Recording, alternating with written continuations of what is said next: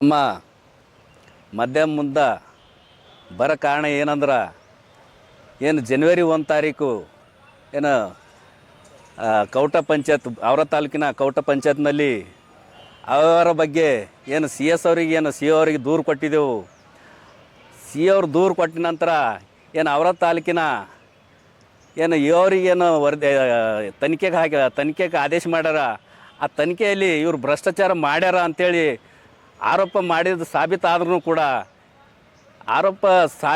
ಕೂಡ ಸುಮಾರು ತಿಂಗಳು ಕಳೆದ್ರೂ ಕೂಡ ಯಾರು ಇವರು ಜಿಲ್ಲಾ ಪಂಚಾಯತ್ ಮುಖ್ಯ ಕಾರ್ಯನಿರ್ವಾಹಕ ಅಧಿಕಾರಿಗಳು ಇಲ್ಲಿವರೆಗೆ ಯಾವುದೇ ಕಾನೂನಿನ ಕ್ರಮ ಕೈಗೊಂಡಿಲ್ಲ.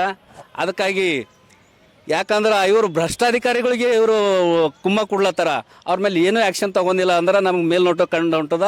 ಈ ಭ್ರಷ್ಟಾಧಿಕಾರಿಗಳಿಗೆ ಇವ್ರೇನು ಸಿ ಎಸ್ ಅವ್ರು ಭ್ರಷ್ಟಾಧಿಕಾರಿಗಳೇನು ಕುಮ್ಮ ಕೊಡ್ಲತ್ತಾರ. ಇದನ್ನು ನಾವು ಖಂಡಿಸಿ ಇವತ್ತು ಮಾನ್ಯ ಜಿಲ್ಲಾಧಿಕಾರಿಗಳ ಮುಖಾಂತರ ರಾಜ್ಯದ ಮುಖ್ಯಮಂತ್ರಿಗಳಿಗೆ ಮನವಿ ಪತ್ರ ಸಲ್ಲಿಸಿದೆವು.